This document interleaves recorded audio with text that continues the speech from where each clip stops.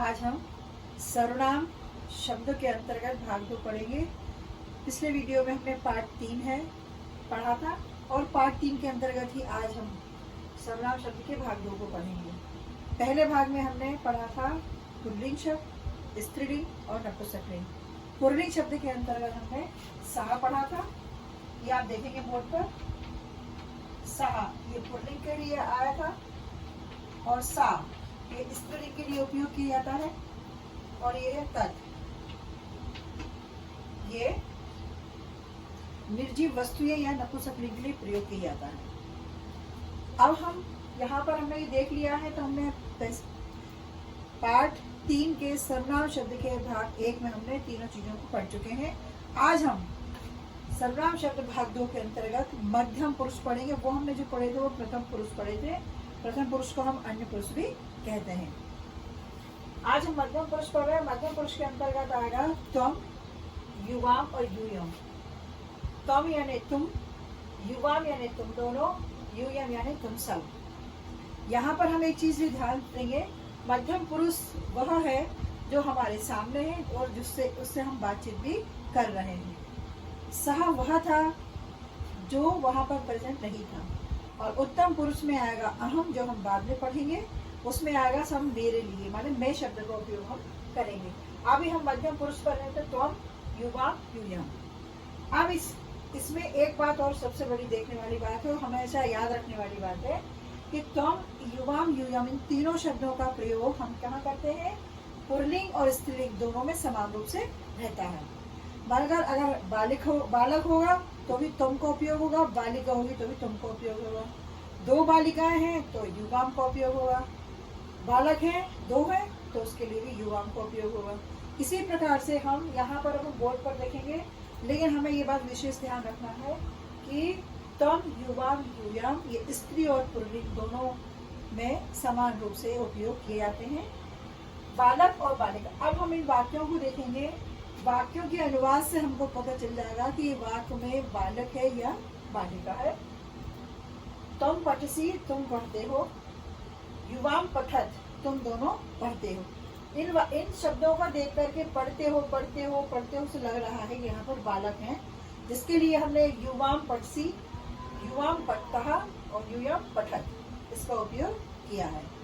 इसी प्रकार से जो हिंदी वाक्य दिया गया है उसके अंदर तुम पठसी, अब उसका हिंदी अनुवाद है तुम पढ़ती हो।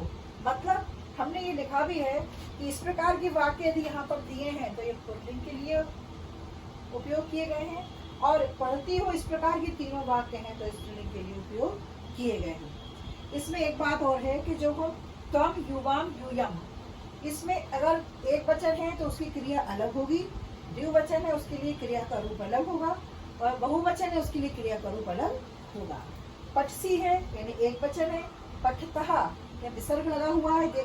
पठत दोनों एक जैसे लिखे हैं, लेकिन दोनों में अंतर ये है कि पठतः लिखा है इसका मतलब बस विसर्ग लगा है, इसमें ये द्विवचन के लिए प्रयोग किया गया है, और पठत यानी बहुवचन के लिए प्रयोग किया गया है। तो इस प्रकार से हम इन वाक्यों को देखते हैं, और तुम, युवाम, यूयम का हम प्रयोग इस प्रकार करना है। किन के लिए किया था इसको हमने अभी पढ़ा है। अब हम आपके वाक्य दिए गए हैं, उसके में जो शब्द दिए गए हैं उसमें जो क्रिया दी है उसका हम अर्थ देखते हैं अभी। खादसी यानी खाते या खाती हो, और धावसी दौड़ते या दौड़ती हो। असी यानी हो, उपविशसी बैठते या बैठती हो। ये हमारे वाक्य दिए गए हैं हमारे, उसमें सिर्फ इसके आगे हमने तुम, युवाम और यूयम का प्रयोग किया गया है। जो हमारे पाठ में वाक्य दिए गए उसके हमने शब्दों के अर्थ लिए हैं ये। अब इसमें हम देखेंगे कि एक वचन, द्विवचन, बहुवचन में मैं आपको फिर से यहाँ दिखा रही हूँ। खादसी, खादथा, खादत। एक वचन द्विवचन में क्रिया के तीनों रूप बदल जाते हैं। असी यानी हो, यहाँ पर एक वाक्य और दिया गया है अपनी पुस्तक में, इसमें दिया गया कि तुम छात्र असी, तो असी यानी हो, ये अस्ति के अंतर्गत मध्यम पुरुष में आता है असी। इस प्रकार से हमने इस वाक्य को पढ़ लिया है, और अब हम यहाँ पर एक बार फिर से देखेंगे कि तुम, युवाम, यूयम जो है इसको एक ध्यान रखने वाली बात है, स्त्री और पुल्लिंग दोनों के लिए एक समान रूप से प्रयोग किया जाता है। शब्द अस्मद में उत्तम पुरुष के अंतर्गत हम अहम, आवाम, व्यम को पढ़ेंगे। अहम का अर्थ मैं बताती हूँ सबसे पहले आपको। अहम यानी मैं, एक वचन के लिए। आवाम आएगा दो वचन के लिए, यानी जब दो व्यक्ति हैं। और वयम यानी हम सब, यानी बहुत सारे लोग वहाँ पर उपस्थित है। उन बहुत सारे लोगों के लिए हम उनका प्रयोग उत्तम पुरुष के अंतर्गत करेंगे। अब इसमें एक बात आप देखने वाली है कि अहम, आवाम, व्यम, उत्तम पुरुष जो शब्द है, उत्तम पुरुष है। इसके अंतर्गत जो हम अहम, आवाम, व्यम पढ़ रहे हैं, उसका उपयोग हम पुल्लिंग और स्त्रीलिंग में एक समान करते हैं। मतलब इन तीनों शब्दों का उपयोग बालक और बालिका के लिए एक जैसा ही होता है। ठीक है। अब इस बार हम ये देखेंगे कि अहम छात्र। अब हम वाक्यों पर आते हैं। अहम छात्र यानी मैं छात्र हूँ। यहाँ पर छात्र लिखा है, ये हमें बताता है कि यहाँ पर एक छात्र है। एक छात्र मतलब मैं छात्र हूँ। अहम पठामी। अब पठामी जो क्रिया है, मैं पढ़ता हूँ। यहाँ पर हम देखेंगे मैं पढ़ता हूँ। मैं पढ़ता हूँ में यहाँ पर जाएगा जो अहम है उसके साथ क्रिया में हमेशा मी ही लगेगा। ये हम देखेंगे कोई सी भी क्रिया हो उसके अंदर, क्रीड़ामी, खादामी, गच्छामी, आगच्छामी, उसमें हमेशा मी ही लगेगा, क्योंकि इसका पहचान है, इसकी अहम के साथ मी का उपयोग ही होगा। माने मैं पढ़ता हूँ, इसका अर्थ हमने देख लिया। अब यहाँ पर हम आते हैं आवाम छात्रों। अब हम फिर शब्द पे ध्यान देंगे। छात्र यानी एक वचन, एक छात्र है। छात्रौ यानी दो छात्र हैं यहाँ पर, और दो छात्रों के लिए हमने आवाम का प्रयोग किया है। आवाम छात्रों, हम दोनों छात्र। अब यहाँ पर ये आवाम तो है, आवाम यानी हम दो तो हैं, लेकिन उनके साथ क्रिया बदल गई पढ़ने वाली। पढ़ने की क्रिया में यहाँ पर आ गया पठावह। पठावह यानी हम दोनों पढ़ते हैं, दो लोगों के लिए हम पठावह का उपयोग करते हैं। अब यहाँ पर फिर से देखेंगे वयम छात्रः। अब छात्र था, अब छात्र जो हमने लिखा है एक वचन के लिए, तो यहाँ पर हमें एक डंडा आ का जो बड़ा होता है वो नहीं लगाया है।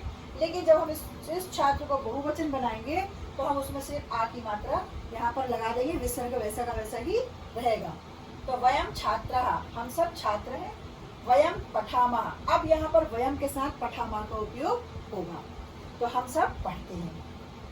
इसी के प्रकार से अब हम बालिका के शब्दों के ऊपर आते हैं। तो अहम बालिका।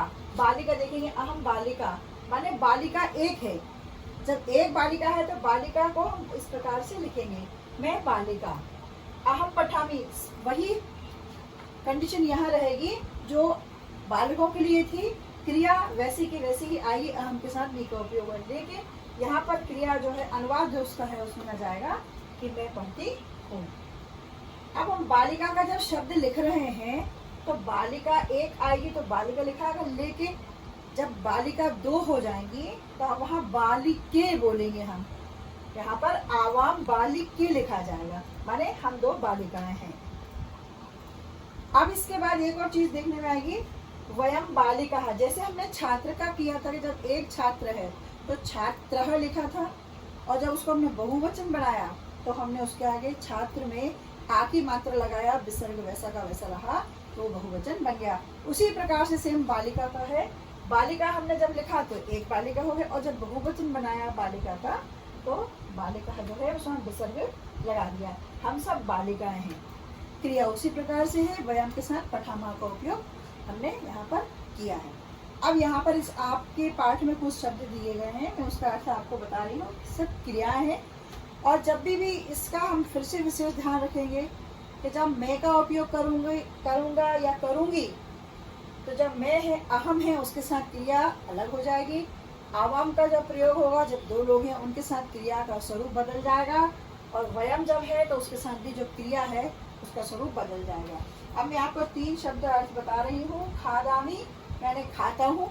अब ये खादामी जो क्रिया है ये आएगी अहम के साथ, और क्रीड़ामी आएगी खेलता हूँ, यानी वो भी अहम के साथ ही आएगी। और अस्मि यानी हूँ। अब मैं अपना नाम बोलूँगी, अहम, मैं अस्मि हूँ, मतलब मैं के आगे जो हम नाम बोलेंगे, मैं कौन हूँ उसके बारे में हम बताएंगे, तो हम उसके आगे अस्मि का उपयोग करेंगे। तो आज हमने इस पाठ में ये देख लिया है कि अस्मत् और युष्मत् उन शब्दों का प्रयोग देखा है, सीखा है, और सभी लोग इस शब्दों को विशेष रूप से देखेंगे। क्यों? क्योंकि इनका प्रयोग स्त्री और पुल्लिंग दोनों में एक समान से किया जाता है। और हमें अभी नई क्लास पढ़ना शुरू की है संस्कृत की, तो हमको इस बात का विशेष ध्यान रखना पड़ेगा।